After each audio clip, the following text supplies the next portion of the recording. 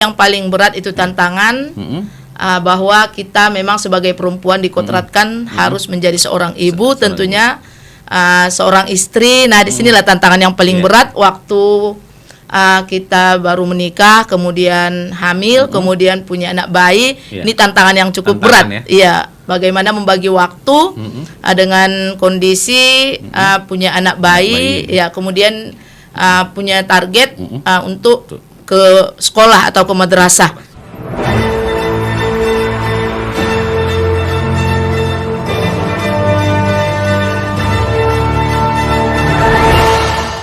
Assalamualaikum warahmatullahi wabarakatuh, sahabat Istad FM dimanapun Anda berada. Kami mohon maaf, kita ada diskresi karena memang di studio artinya tidak begitu banyak dan sudah melakukan protokol kesehatan. Kita diskresi sejenak, kita buka maskernya ya. Boleh Bu, kita sudah diskresi. Kita buka masker. Kita buka aja maskernya biar nampak. 102,6 FM Sasaran Suara, satu kata penuh makna pasti selalu di hati. Mengudara dari studio 3 kali ini di lantai 3 Radio Start FM di Jalan AM Delama, Kelurahan Kota Siantar, Penyambungan Mandeng Natal. Pagi Madinah pagi. Selama 1,5 jam ke depan kita bakal mengulik perjalanan karir seseorang yang sudah berada di studio. Dan sahabat Start FM, di ruang paslah kembali kita bersua pada minggu ini mengangkat tema kita, perempuan dalam pandangan masyarakat sering dianggap sebagai makhluk lemah dan tidak bisa memutuskan sesuatu secara cepat, sehingga tak jarang kesempatan perempuan untuk berkembang di berbagai bidang terhambat. Bias gender masih kuat, namun tamu ruang paslah hari ini hadir menembus segala stigma buruk itu terhadap perempuan. Ruang Paslah edisi kali ini dengan tema seorang perempuan yang tangguh, Salbiah SAG Perempuan di Pusaran Pendidikan, menghadirkan seorang perempuan yang menjabat sebagai kepala sekolah di Madrasah Aliyah Negeri Plus Keterampilan dan Riset Mandailing Natal. Assalamualaikum Bu Salbiah. Waalaikumsalam warahmatullahi wabarakatuh. Kami sita waktunya dulu bersama kami dulu di ruang Paslah ini ya. Oke. Sambil kita diskusi, kita coba ulik perjalanan karir seseorang dulu. Kita memang menganggap perempuan di pusaran dunia pendidikan ini gitu ya.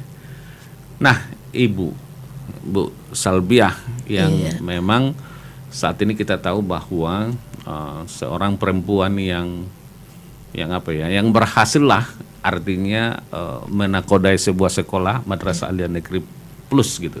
Pernah nggak terpikir akan menjadi kepala sekolah di Man Plus gitu kan? Yang belakangan ini cukup populer di masyarakat. Kalau kita lihat penerimaan tahun baru pelajaran gitu kan, sampai antrinya, wah ini sampai ke mana ya? Masjid Agung gitu kan. Berarti begitu banyaknya dan itu cukup populer. Karena kan terbesit sih dalam pikiran Bu Salbiah menjadi seorang kepala sekolah mah.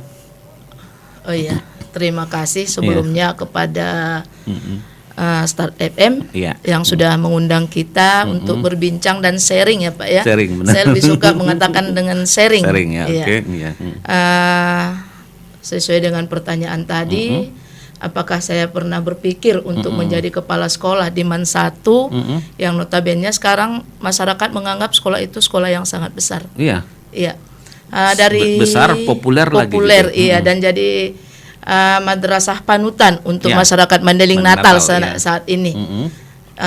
Berawal dari karir saya sebagai seorang guru, ketika saya diangkat menjadi seorang guru, saya hanya berpikir bagaimana saya bisa menjadi profesional. Profesional dan dalam hal profesi guru itu. Profesi guru, dan di awal tidak pernah punya target harus jadi kepala madrasah, apalagi kepala sekolah. Artinya seperti air yang mengalir, saya menjiwai bagaimana untuk menjadi seorang guru yang betul-betul profesional. Kemudian menjiwai mendidik anak-anak. Kebetulan memang bidang studinya biologi saat itu, jadi setelah sudah 23 tahun menjadi 23 seorang tahun, guru, seorang guru, ya. iya. Kemudian dalam perjalanan karir tersebut tentu banyak liku-liku, iya. Tapi kembali ke pertanyaan tadi, apakah pernah bermimpi untuk jadi kepala madrasah? Mungkin bercita-cita pernah, bermimpi juga pernah. Dulu Tetapi, memang waktu kecil cita-cita jadi apa? Jadi guru. Memang dari awal bercita-cita jadi guru ya. oh iya, memang Atau dari dari dokter atau jadi SD apa gitu? saya senang Senang dengan melihat guru. profesi seorang guru. Saya sangat mencintai guru-guru saya di SD. Dan Masih saya- ingat nggak salah satu guru yang dicintai itu di SD? Iya, namanya Ibu almarhumah ya. Almarhumah. Almarhumah Ibu Warni itu Ibu yang banyak Warni. menginspirasi saya dan yang banyak membuka mata saya bagaimana cintanya terhadap siswa. Iya, saya masih ingat Ibu waktu itu jika ada siswa yang tidak mandi di rumah itu akan dimandikan oleh guru tersebut. Wah, Disitulah luar biasa. muncul rasa cinta saya kepada guru. Guru ya. Iya. Ini di mana dulu sekolah SD-nya? Iya, saya lahir di sebuah desa di kaki Gunung Sorik Marapi. Berarti di di puncak. desa Pagarantonga namanya. Kalau sekarang Pagarantonga. sudah Desa Hayu Raja. Hayu Raja ya. Iya, dengan jumlah saudara 13 orang. 13 orang bersaudara. Iya, dan saya anak kelima. Anak kelima jadi guru, yang lainnya jadi pilot, Iya, jadi apa? perempuan kita ada tiga yang jadi guru. 3 yang jadi Kakak guru. saya dan adik saya yang paling kecil itu. Oke. Dan itu memang dari awal ya. Berarti ibu apa namanya tadi? Ibu yang cukup punya perhatian terhadap siswanya itu. Iya, Ibu yang- Warni. Warni itu Iya. orang mana itu? Itu orang Siabu, Oh, Siabu. kemudian kawin ke Purbabaru. Purbabaru. Ibu itu yang paling banyak menginspirasi saya, bagaimana cintanya terhadap dunia pendidikan, dan itu yang buka mata saya, dan saya selalu berkeinginan setiap ditanya mau jadi apa, tetap jawabannya jadi guru. Tidak bergeser dari itu. Kan biasa anak-anak hari ini jadi guru, besok Oh, iya. dilihatnya seorang polwan pengen jadi polwan, dilihatnya seorang ini bergeser terus. Tapi ini memang dari awal sudah bercita-cita. Insya Allah ketika selesai SMA, saya tidak mengambil yang lain-lain, tetap saya memilih keguruan. Keguruannya di mana waktu itu? Saya kebetulan lulus dua perguruan tinggi Dua di perguruan tinggi. Unimed dan di IAIN Sumatera Utara. Waktu itu namanya masih IAIN. Ya Iya, Sumatera Utara. tapi saya memilih di IAIN Sumatera Utara Makanya karena dia kebetulan jurusannya sesuai dengan yang saya suka, yaitu biologi. biologi. Sementara yang di Unimed waktu itu tata boga. Tata Boga. Padahal Tata Boga jadi kaya loh kalau Iya. sekarang itu. Karena banyak KPKP sekarang gitu kan, berarti Iya. kan ahli masak. Nah, ketika sudah lulus pada saat itu sudah menjadi seorang guru. Apa yang pertama kali hadir dalam hati seorang ibu ini, Iya. Ibu Salbia? Di Sudah- tahun setelah diterima jadi guru. 1997 saya menerima SK CPNS. Saya tamat kuliah di tahun 1996. 1 tahun. Ya, keberuntungan Jedanya nggak ada berarti nggak ya? ada. Begitu selesai wisuda saya langsung ngajar di sekolah-sekolah swasta di Medan. Di tahun yang sama tahun saya lulus, saya diangkat jadi PNS, jadi guru, dan langsung ditempatkan di waktu itu namanya masih Man Panyabungan. Man Panyabungan. Iya. Berarti masih sekolah ini masih terbersit pun orang untuk masuk ke situ belum ya? Iya. Waktu itu ya tahun 97 itu kan. Ya, Pilihan- seperti yang saya sampaikan tadi, saya mengajar di sekolah-sekolah swasta di Medan, tentu dengan sekolah yang lumayan bonafit. Benafit ya. Ketika saya kembali ke Man Panyabungan Panyabungan. dengan sebuah SK, saya melihat memang kondisinya masih jauh dari kesempurnaan. Maka saat itu terbit di hati saya, suatu saat sekolah ini harus menjadi sekolah yang maju dan sekolah panutan di Kabupaten Mandailing Natal ini. Favorit gitu ya. Iya. Balik lagi tadi, apa yang setelah menjadi seorang guru, apa yang pertama kali hadir dalam benak atau dalam hati, bersyukur atau bagaimana gitu? Iya. Ketika saya menerima SK CPNS, saya langsung melapor. Saya melihat kondisi madrasah memang kalau untuk bangunan masih sederhana, jumlah siswa masih sangat sedikit. ya. Tapi itu saya syukuri, nikmat Allah yang begitu besar, Besar, ya. dengan memberikan SK, sebagai seorang guru. Artinya SK itu mewujudkan impian saya yang dari kecil yang menjadi seorang guru. Artinya cita-cita itu terwujud gitu ya? Iya. Terwujud memang jadi guru. Baik, Ibu Salbia. Apakah menjadi guru ini merupakan sudah ya, berarti kan sudah dari awal menjadi cita-cita nanti. Iya. Nah, pertanyaannya kenapa tertarik menjadi seorang guru, terinspirasi tadi dari Ibu Guru SD saya, guru Ibu Warni SD itu namanya. ya. Ya. Sekarang udah almarhumah memang. Waktu SMA masih ada nggak yang diingat guru favoritnya? Iya. SMA-nya dulu di mana? Sebenarnya kalau kita tilik dari pendidikan, SD di sebuah desa, Desa. kemudian SMP memang di Medan, sebuah sekolah swasta. Ya. Di situ juga ada guru perempuan yang menginspirasi saya. Inspirasi Dia juga. guru keterampilan waktu Keterampilan itu. ya. Iya. Kemudian di SMA ada yang menginspirasi saya, itu Ibu Eli Darti, sekarang jadi pengawas. Pengawas. Iya, artinya dari kecil saya sangat suka guru perempuan yang lincah, energik, Padahal banyak loh dan guru-guru. kreatif. Banyak. Artinya itu yang melekat di benak saya. Di SMA-nya sini ya? Iya, SMA Tanobato. Tanobato ya. Iya. Banyak loh waktu itu guru-guru, bapak guru yang ganteng, yang ini, Iya. yang berwibawa gitu, nggak terinspirasi sama sekali dari situ ya. Ada juga, bukan selamanya dari perempuan. perempuan ya. Ada juga waktu itu namanya almarhum Pak Ihsan. Pak Iksan Itu ya. juga banyak menginspirasi saya. Mm-mm.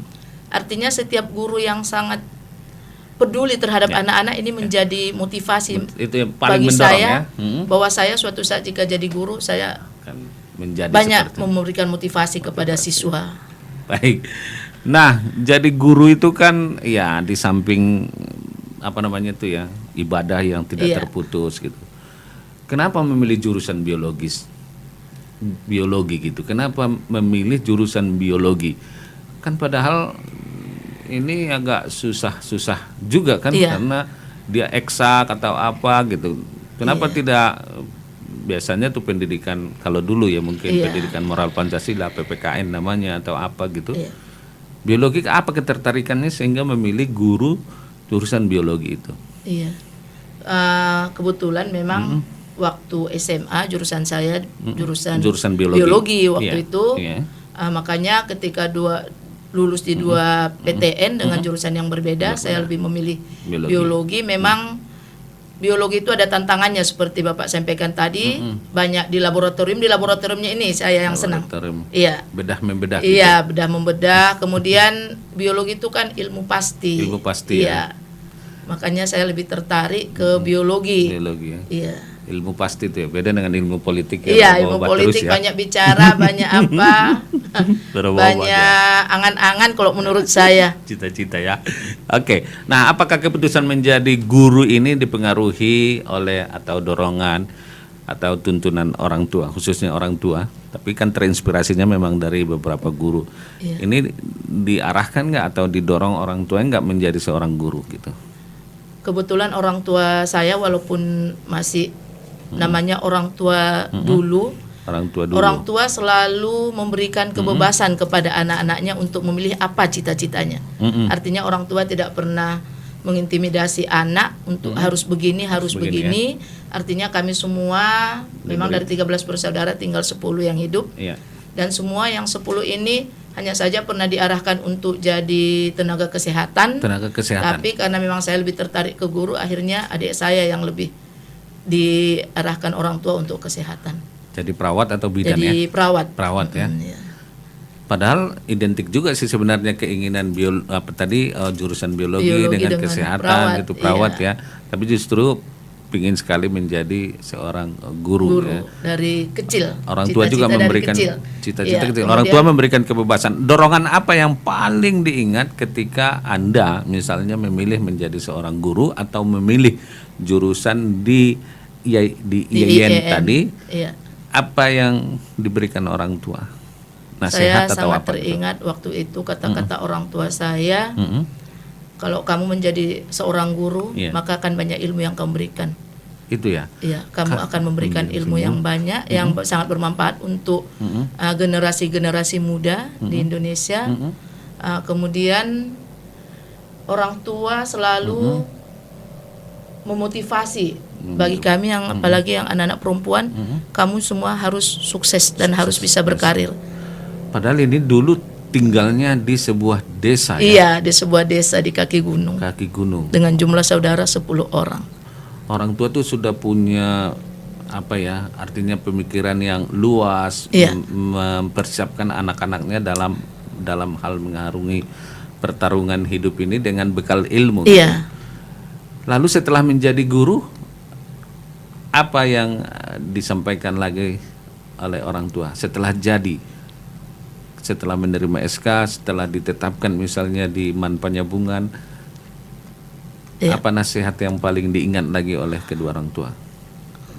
Bagi saya orang tua itu adalah pahlawan. Pahlawan. Iya. Sosok kedua orang tua itu adalah motivasi. Iya. Bagi saya, motivator saya. Iya. Terutama ayah. Iya, ayah yang mendidik kami. Lebih dekat dengan ayah gitu ya. Iya, sebenarnya sama-sama dekat. Cuma dekat, ayah ya. ini selalu memberikan motivasi kepada anak-anaknya bahwa anak-anaknya tidak boleh ada yang lemah, baik itu laki-laki maupun perempuan. Iya, ayah mendidik lumayan keras kepada kita semua. Sehingga ketika kita menerima SK, ayah mengatakan ini amanah yang luar biasa. Ini amanah yang sangat besar. Ya, jalankan amanah ini dengan ikhlas. Jangan lihat dari sisi ekonomi, karena waktu itu gaji seorang guru itu sangat kecil. Bahkan dulu masyarakat melihat guru itu dianggap ekonomi lemah. Maka ayah waktu itu selalu mengatakan, kamu bekerja dengan ikhlas, jangan lihat gajinya berapa, jangan bekerja untuk menilai dari sisi ekonomi. Tapi zaman itu kalau seorang guru cukup laku loh, banyak yang melirik seorang guru gitu, Mas Esti itu. Benar nggak itu? Dirasakan nggak waktu itu? Begitu jadi guru banyak cowok yang mendekati. Dirasakan nggak itu? Di awal-awal karir memang betul. Betul ya. Mungkin bukan hanya gurunya. Gurunya. Iya, tapi waktu itu di tahun 97 itu kan masih sangat sedikit lah perempuan yang ikut berkarir. Ya. Jadi apalagi untuk di daerah kita Mendiling Natal waktu itu masih Panyabungan. Jadi mungkin status sebagai seorang guru, status sebagai seorang PNS ini itu yang banyak melihat. Iya, mungkin dari sisi itu. Pengen tahu sama siapa sih jatuhnya terakhirnya? Rahasia nggak? Aduh, ya nanti ujung-ujungnya juga pasti ke situ dari semua laki-laki yang mendekat akhirnya pilihannya jatuh ke seorang anak muda dari Gunung Tua. Ya, yang waktu Gunung itu Tua Raya. Iya, Gunung Tua Panyabungan. Ya. Wah, luar biasa tuh ya. Dapat guru ya. Tapi yang jelas dalam kehidupan pada saat itu guru dengan tantangannya ya, gajinya kecil. Lalu ditugaskan ya barangkali karena kebetulan saja mungkin SK pertamanya di Man gitu. Kalau ke daerah kan lebih banyak lagi tantangannya gitu. Apa tantangan yang paling Anda rasakan ketika menjadi seorang guru itu? Menghadapi murid-muridnya, menghadapi situasinya, atau apa gitu?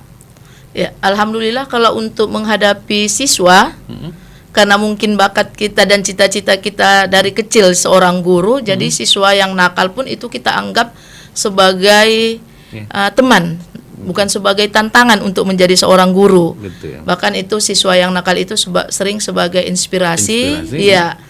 Bagi saya bagaimana lebih profesional lagi menjadi seorang guru.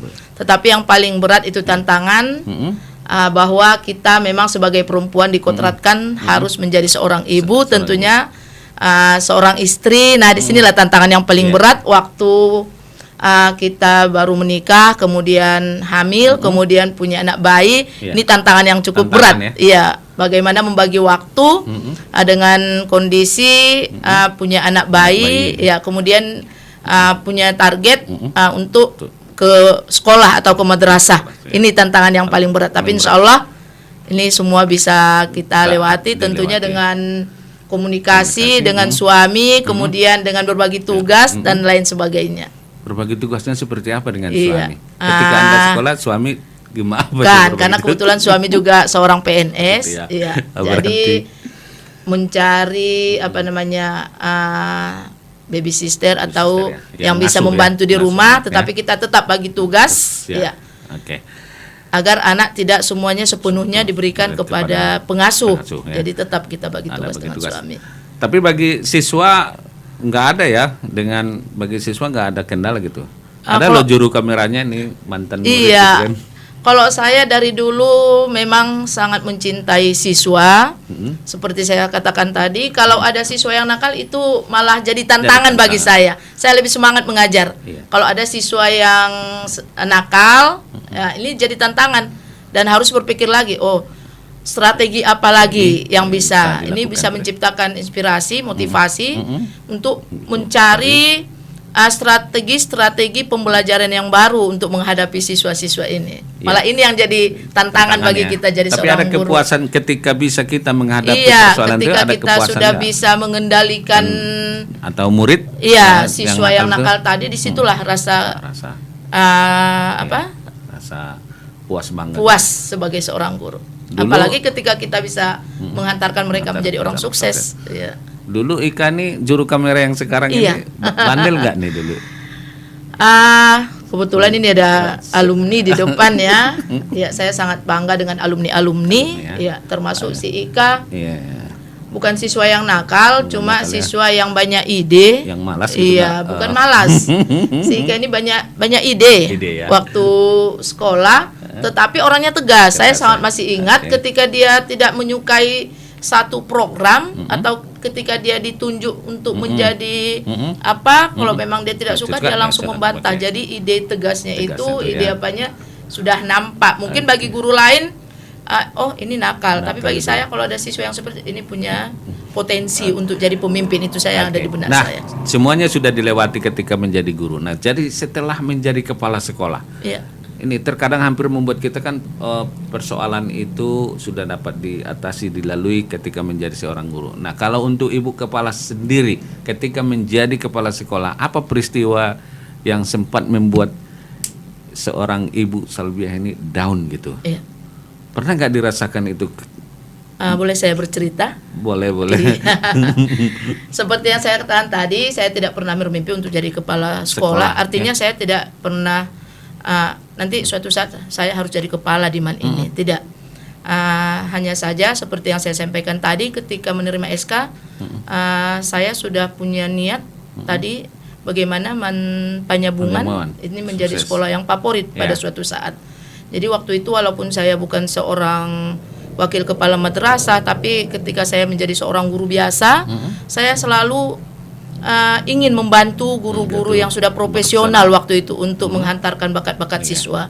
Mungkin dari situlah kepala sekolah waktu itu melihat ada potensi, ya. di diri saya, sehingga waktu itu hanya 3 tahun jadi guru biasa, kemudian waktu itu tahun 2000 diangkat menjadi wakil kepala madrasah bagian kesiswaan. Kesiswaan ya. Iya, kemudian diangkat menjadi wakil kepala madrasah bidang kurikulum selama 18 tahun. 18 tahun. Iya. Nah, setelah jadi kepala sekolah, ada nggak peristiwa yang membuat pikiran terganggu Iya. atau yang membuat kita down gitu?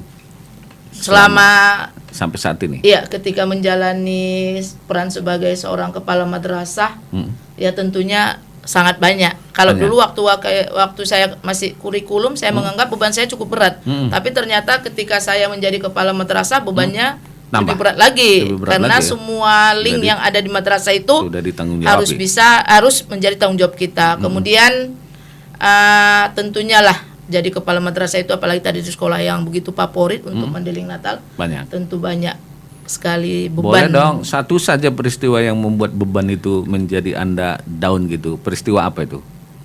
Iya. Masih ada yang diingat?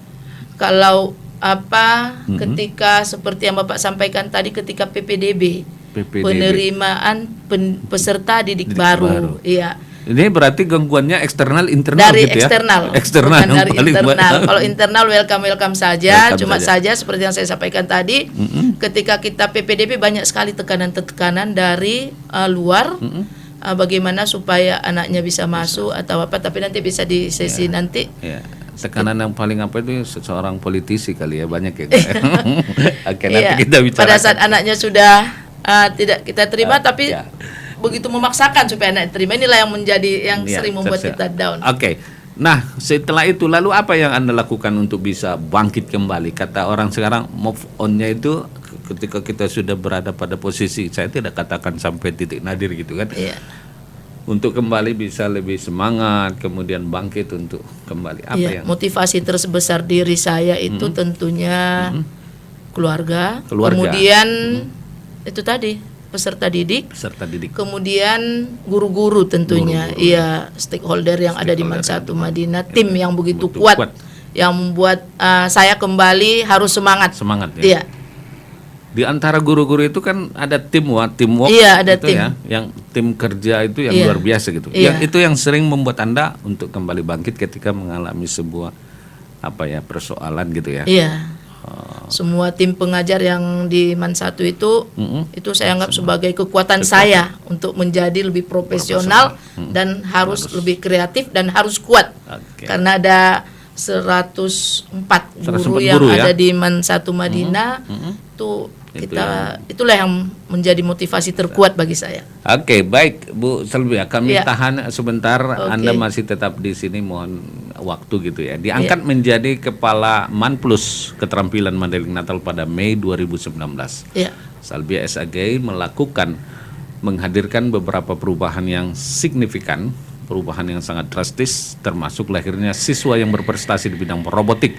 Namun sebagai seorang perempuan tentu akan banyak sekali tantangan yang dihadapi, termasuk membagi waktu dengan keluarga, bagaimana tamu kita ini menjalani peran sebagai seorang kepala sekolah dan ibu rumah tangga sekaligus. Selepas jeda kita akan kembali berbincang dengan Ibu Salbiah SAG, tetap di Ruang Paslah.